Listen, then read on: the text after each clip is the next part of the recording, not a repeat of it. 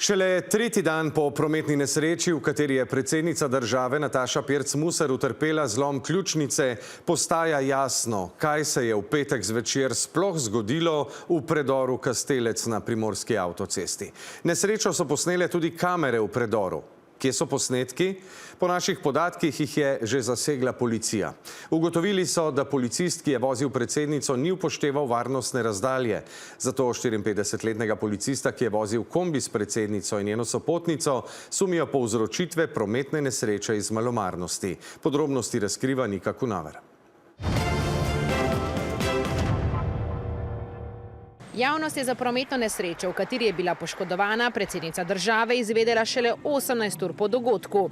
Šele tretji dan po nesreči pa je dobila tudi uradne informacije o tem, kaj se je v predoru Kastelec pravzaprav zgodilo.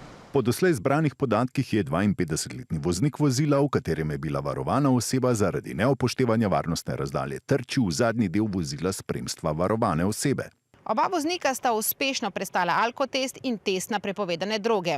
Zaradi neupoštevanja varnostne razdalje pa se bo moral voznik, ki je vozil predsednico, soočiti s sumom povzročitve nesreče iz malomarnosti. O tem so že obvestili posebni oddelek specializiranega tožilstva, ki preiskuje kazniva dejanja uradnih oseb s posebnimi pooblastili, med katere sodijo tudi policisti. In zakaj smo na te informacije čakali tako dolgo?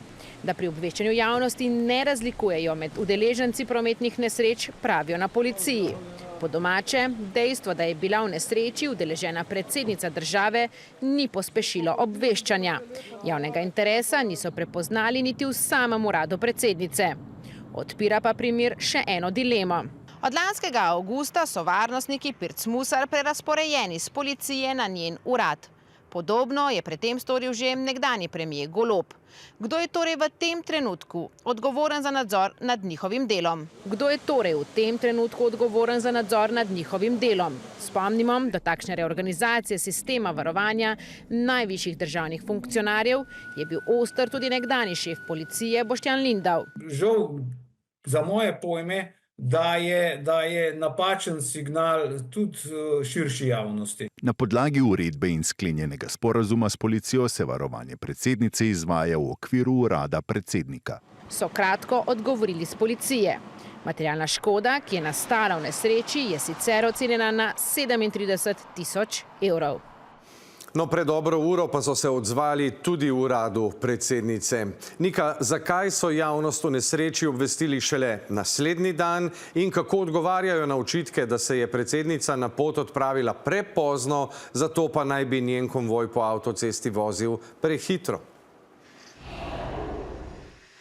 No, poudarjajo, da se je predsednica z Hrvaške Istre, kjer je preživljala dopust v Komendo, odpravila pravočasno, torej dovolj zgodaj in da je tudi upoštevala 20-minutno časovno rezervo.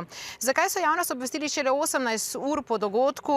Odgovarjajo, da javnosti niso želeli vznemirjati z nepreverjenimi ali neverodostojnimi informacijami o nesreči in zdravstvenem stanju predsednice. No, šele danes pa je iz njihovega sporočila postalo jasno, da sta bili v kombiju poleg predsednice še dve osebi, njuni prijateljici, njune identitete ne razkrivajo, pojasnjujejo pa, da prisotnost takšnih oseb predhodno odobri varnostna služba. Takšni primeri pa naj bi bili, pravijo, redki. Ena od sopotnic v nesreči ni bila poškodovana, druga, ki je utrpela hude poškodbe, pa je danes zapustila izolsko bolnišnico. No, predsednica medtem okreva v domači oskrbi in koristi letni dopust. Zaradi poškodbe je morala odpovedati obisk hrvaškega sinja, ki je bil predviden za konec tega tedna.